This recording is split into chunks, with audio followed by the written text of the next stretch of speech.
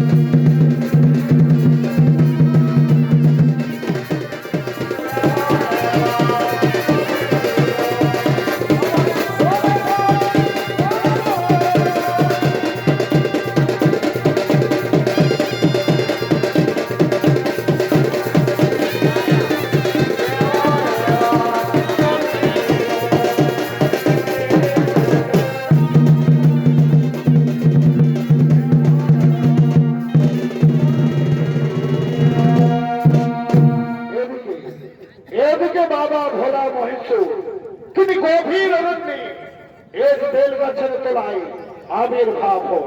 আর ওদিকে শ্বশুর দেব তিনি প্রতিদিন শিকার করে আর সেই শিকার বিক্রি করে তার সংসারের দিনপাত চালায়। তাই আগমন করতে চলেছেন শ্বশুর দেব।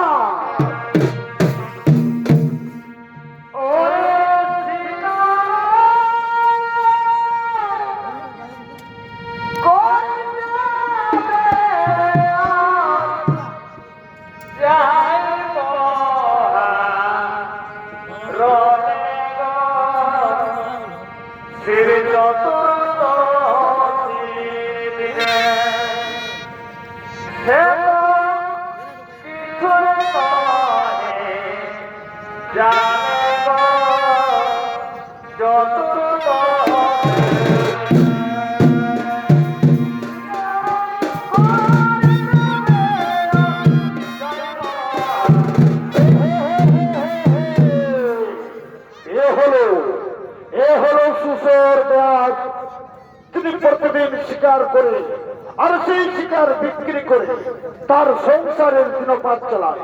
তাই শ্বশুর দেবের ভূমিকায় নৃত্য অভিনয় করে দেখাবেন নৃত্যশিল্পী পরিতোষ মাহাতো।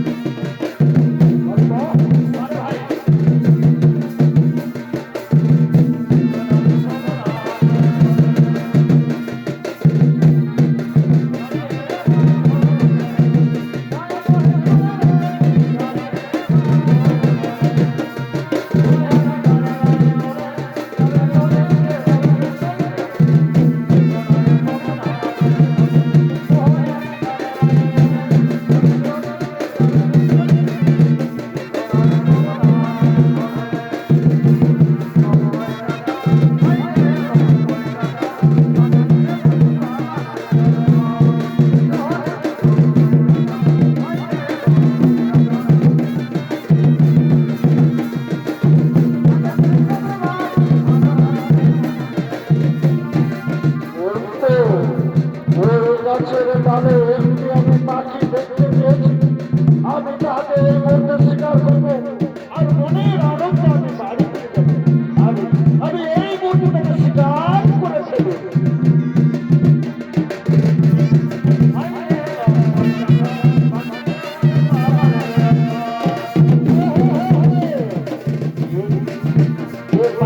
পালিয়ে গেল। আমি আমার গভীর অরণ্যের দিকে এগিয়ে যাব।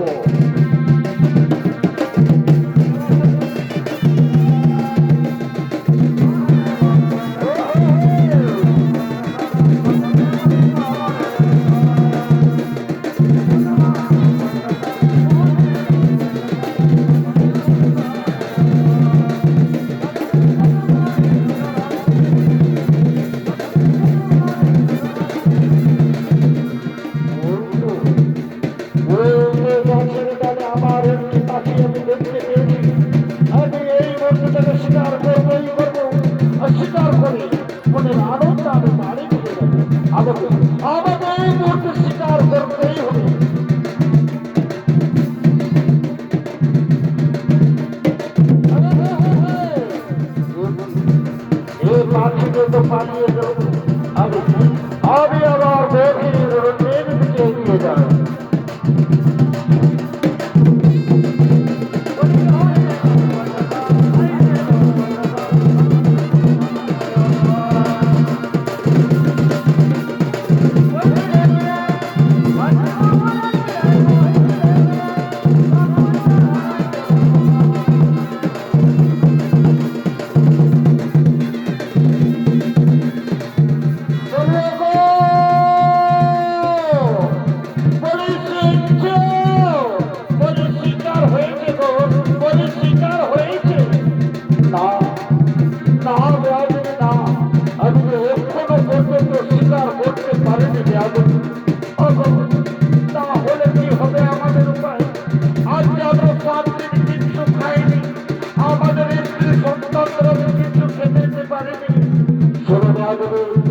তুমি যাও ওই গ্রামের দিকে এগিয়ে যাও, দাদা ভাইদের কাছে কিছু ভিক্ষা চেয়ে নাও, আর সেই ভিক্ষের পয়সায় আমাদের সন্তানের মুখে তুমি অন্ন তুলে দিবে।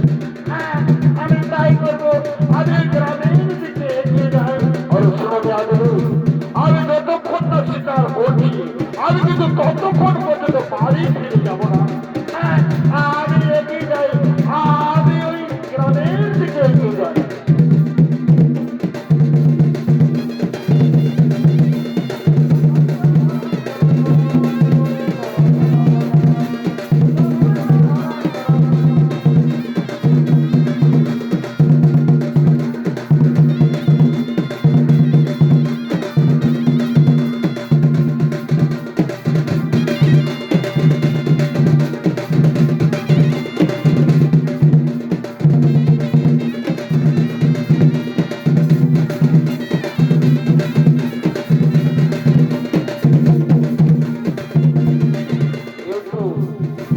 অন্ধকার হয়ে এসেছি।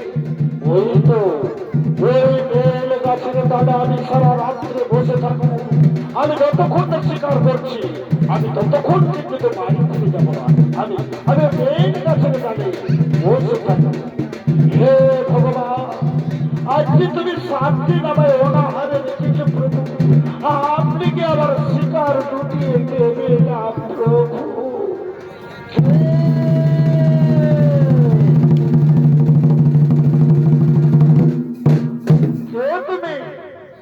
আজ শিব চতুর্দশীর দিনে আমার মস্তকের উপরে জল ফেলেছ। কে তুমি? প্রভু, আমি এক ত্যাগ প্রভু, আমি এক শিকারী। আমি প্রতিদিন শিকার করি আর সেই শিকার বিক্রি করি। আমি আমার সংসারের দিনপাত চালাই প্রভু। তাই আজ 7 দিন হলো আমি কিচ্ছু খাবার খেতে পারিনি। আমার স্ত্রী সন্তানদের আমি কিচ্ছু খেতে দিতে পারিনি। সে কথা ভাবতে ভাবতে আমার নয়ন থেকে অস্ত্র ছাড়া ঝরে পড়েছে আপনার মস্তকে প্রভু। আপনি আমায় ক্ষমা করুন প্রভু। শোনাবে আজ শিব চতুর্দশীর দিন। আজ শিব চতুর্দশীর দিনে তোমার কিচ্ছুতেই শিকার হবে না। তোমার শিকার হবে আগামী কালকে। হে প্রভু, তাই হবে প্রভু। আমি কালকে স্বীকার করি মনের আনন্দে বাড়ি ফিরে যাব প্রভু। আসতে পারো ব্যাস, তুমি আসতে পারো, তুমি আসতে পারো।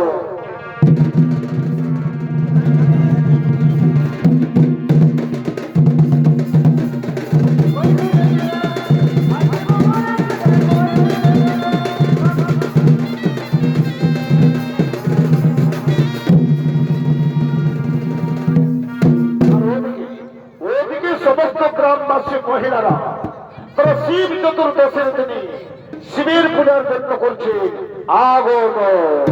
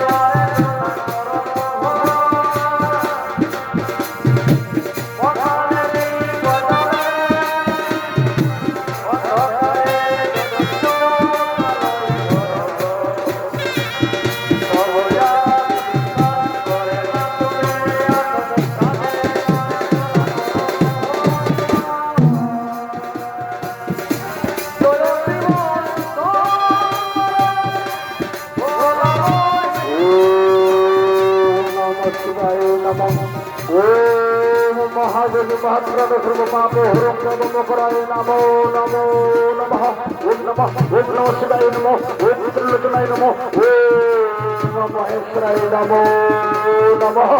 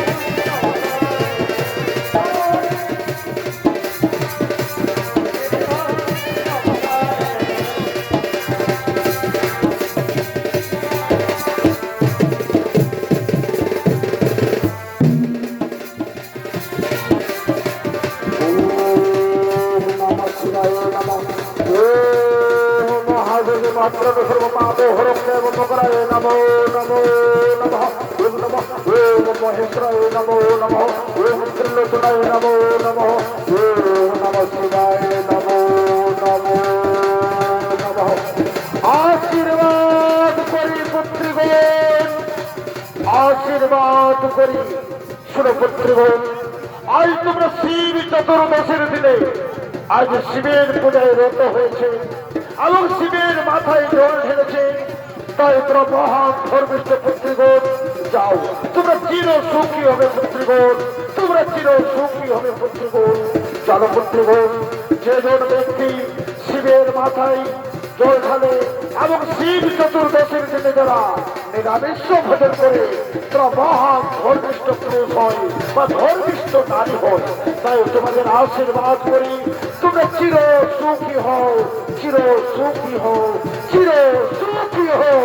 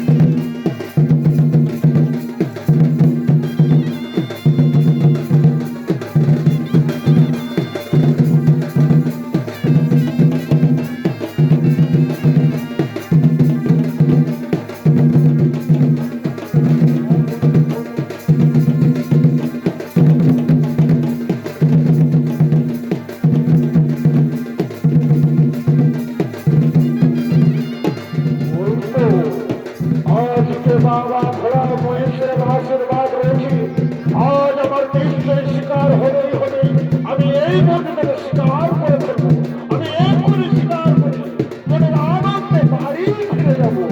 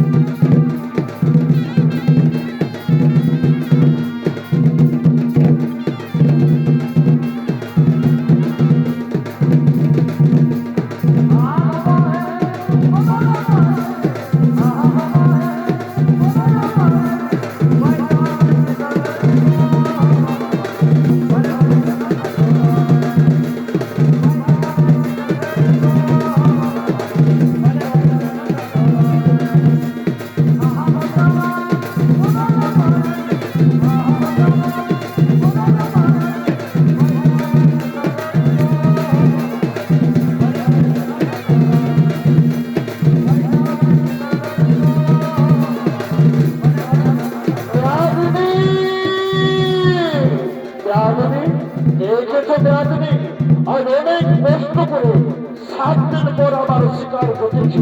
যাও রাজনী, তুমি তাড়াতাড়ি রান্না করো, আমি আর খিদের জ্বালা সহ্য করতে পারছি না রাজনী। হ্যাঁ, আমি এক্ষুনি রান্না করছি। যাও তুমি গাছের তলায় একটু বিশ্রাম করো। হ্যাঁ হ্যাঁ, আমি গাছের তলায় বিশ্রাম করছি, তুমি তাড়াতাড়ি রান্না করে আমার খাবার খেতে দাও। হ্যাঁ যাও যাও, আমি এক্ষুনি রান্না করছি।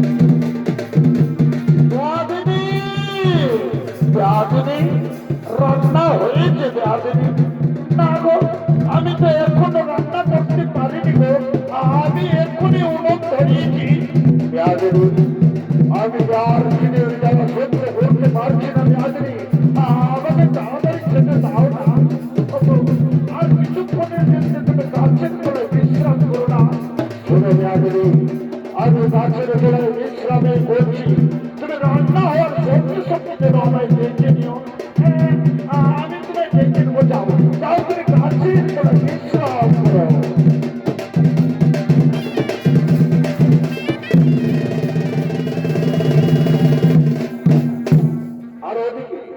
ওদিকে বাবা ভোলা মহেশ্বর তিনি ভিকারির ছদ্মবেশে আজ সুসন্দেহকে পরীক্ষা করার জন্য করছে আগমন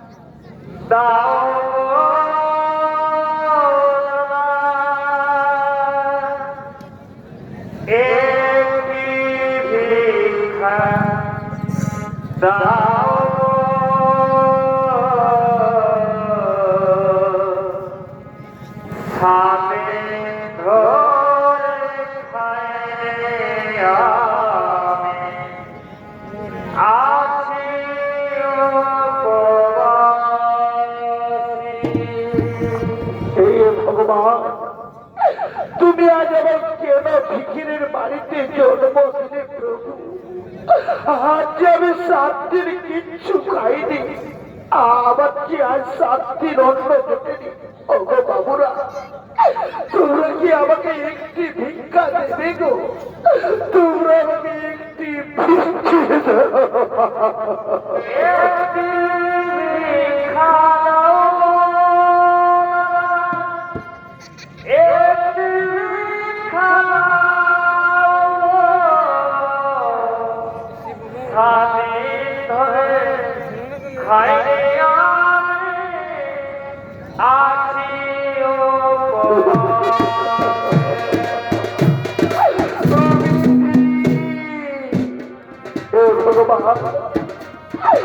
তুমি আজ কেন আমাকে ভিখিরির বাড়িতে জন্ম দিলে প্রভু তুমি আমায় কেন ভিখিরির বাড়িতে জন্ম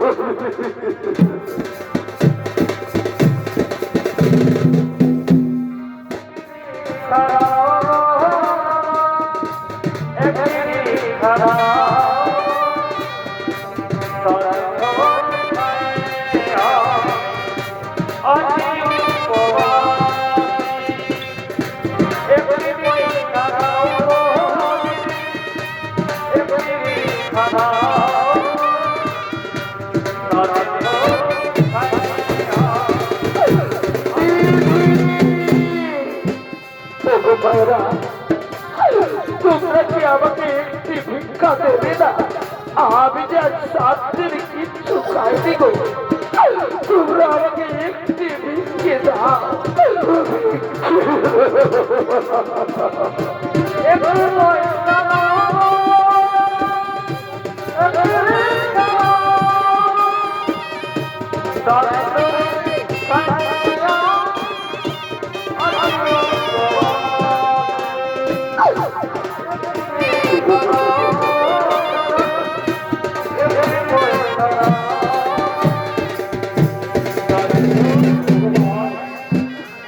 আমাদের তুমি কোনো মানুষ রূপে জন্ম দিলে যদিও তুমি মানুষ রূপে জন্ম দিলে তো আমাকে কেন ভিখিরির বাড়িতে জন্ম দিলে তুমি আমার কেন ভিখিরির বাড়িতে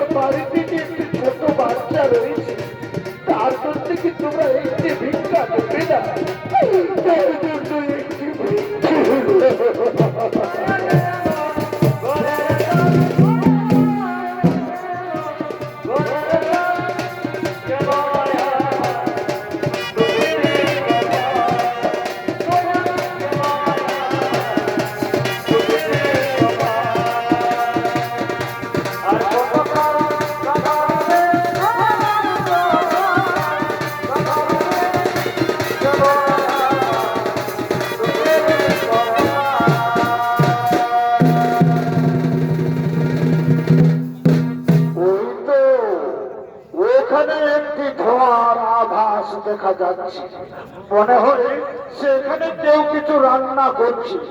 আমি আমি তাদেরকে একবার দেখে দেখবো। বলে শুনছ কে আছো ওখানে?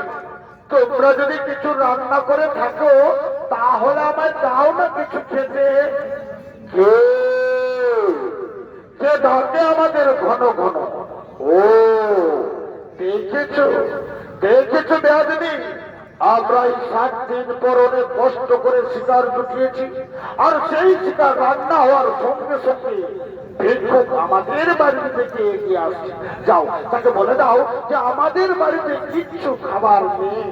না না তবে না, তুমি এ কথা বললো না গো। আজ যদি আমরা ভিক্ষুককে খালি হাতে ফিরিয়ে দিই তাহলে ভগবানের কাছে আমরা মহা পাপের পাপী হব স্বামী। আমরা যেটুকু রান্না করেছি তা না হয় আমরা 3 জনেই ভাগ করে খেয়ে নেব। ঠিক বলেছ, ঠিক বলেছ বেয়াদিনী।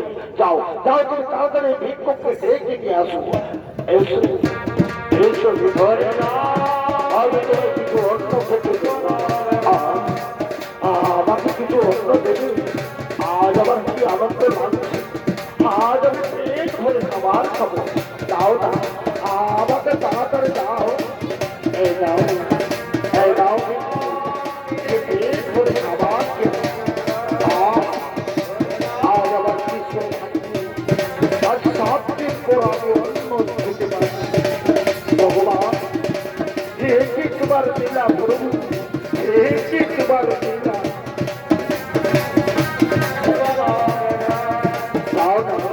আর কিছু খেতে দাও।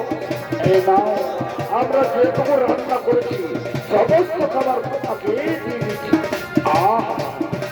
আমাকে কি আনন্দ লাগছে।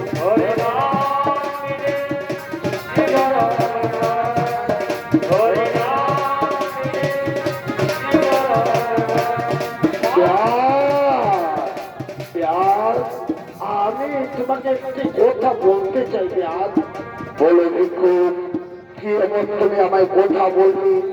ও গো ব্যাস, আমার বাড়িতে না একটি ছোট্ট বাচ্চা রয়েছে, সেও 7 দিন কিচ্ছু খায়নি।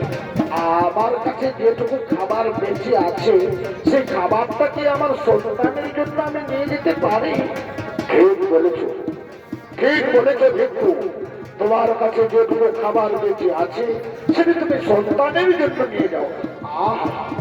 আমি আসছি ব্যাস, আবার দেখা হবে ব্যাস, আবার দেখা হবে।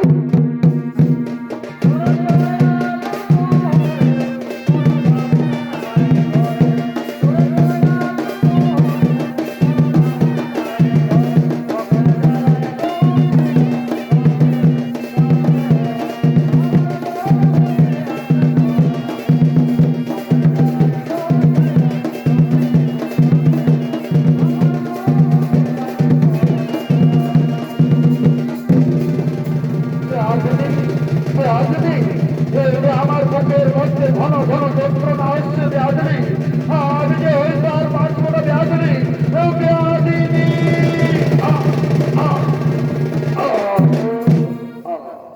শুধু দর্শক মন্ডলী, শ্বশুর ব্যাস তিনি 7 দিন পর শিকার জুটিয়েছিলেন।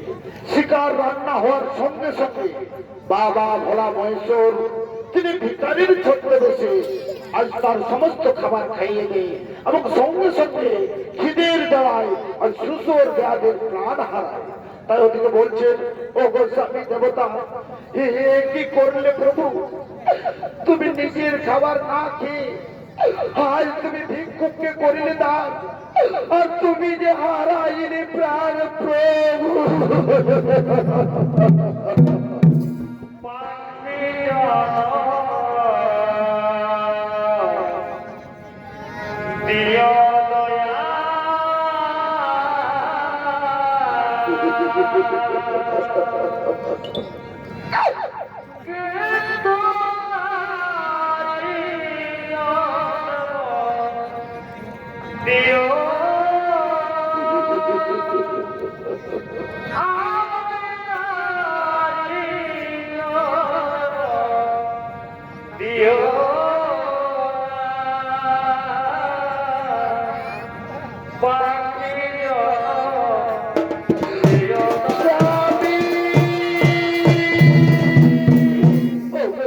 দেবতা তুমি একবার বেয়াদিনী বলে দেখো না গো।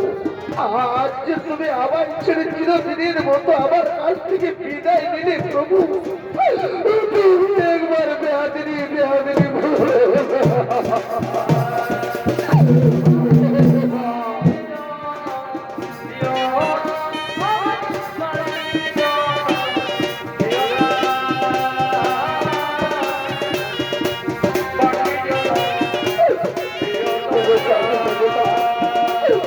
আমি তোমার সন্তান করার জন্য গ্রামের লোকজন দেখে যে আসবে, আমি তোমার সন্তান করার জন্য লোকজন দিয়ে আসবো। স্বামী দেবতা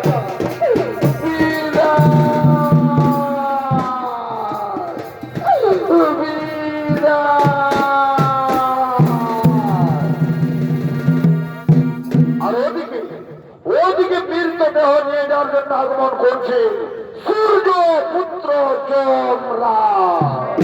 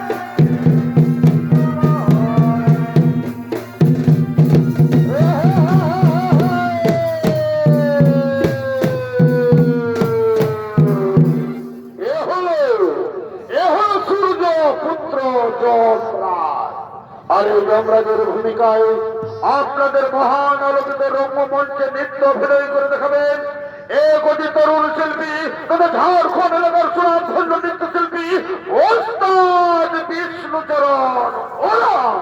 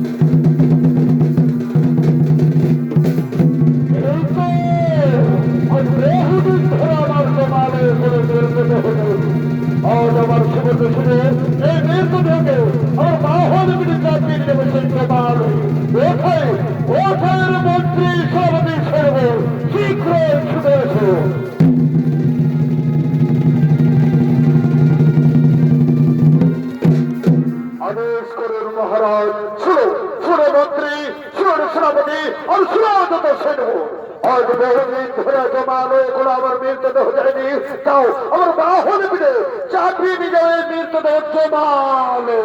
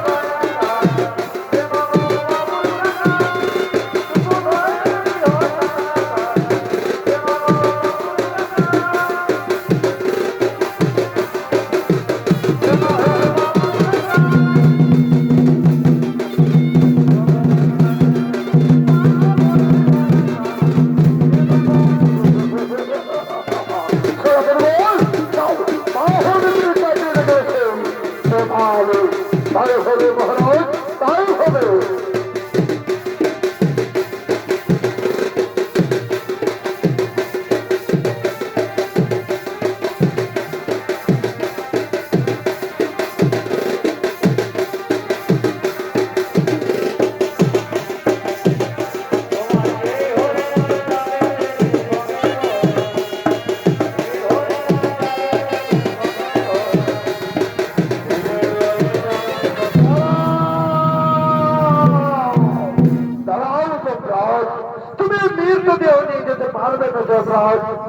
কেন মহেশ্বর আপনি তো জানেন যে জীব মারা যাওয়ার পর অধিকার থাকে একমাত্র যমরাজের না যমরাজ না সব জীব মারা গেলে তোমার অধিকার হয় এ কোনো কথা নয় আমি এই মৃতদেহ তোমার কখনোই নিয়ে যেতে দেবো না কি তুমি আমায় নিয়ে যেতে দেবে না দেখি তুমি কেমন করে রক্ষা করো আমি জোর করে বাহু বলে নিয়ে যাবো সেই জমালে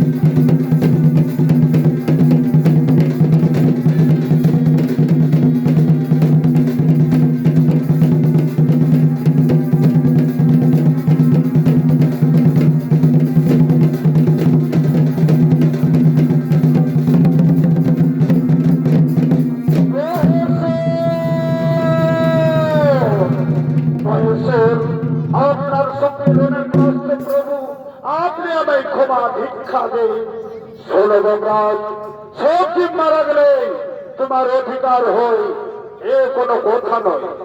জানো যমরাজ, তোমার অধিকার হবে কলি যুগে, তোমার অধিকার হবে কলি যুগে। কলিযুগ হয়ে উঠবে ভর কলি, পাপের পাহাড় জমে উঠবে, শুধু মদ মাংস নারী নিয়ে খেলা করবে। সেই সব ব্যক্তি যদি মারা যায় তাহলে অধিকার থাকবে যমরাজে। হে প্রভু, আপনার কথা মতো আমি কলিযুগে অধিকার নেব। কলিযুগ হয়ে উঠুক ভর কলি, পাপের পাহাড় জমে উঠুক, শুধু মদ মাংস নারী নিয়ে খেলা করুক। আর সেই সব ব্যক্তি যদি মারা যায় তাকে আমরা নিয়ে যাবো জমালয়ে। এখন আমি আসি প্রভু, আপনার কাছ থেকে আমি শুধু হাতেই ফিরে যাই জমালয়ে। আপনার কাছ থেকে আমি শুধু হাতেই ফিরে যাই জমালয়ে। আর শুনো আজ তোমার বাহনের পিঠে এই মৃতদেহকে নিয়ে যাবো আমি আমার শিব লোকে। তোমার বাহনের পিঠে এই মৃতদেহকে নিয়ে যাবো আমার শিব লোকে।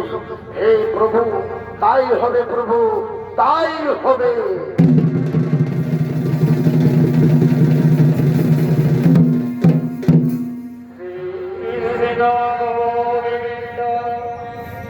Hare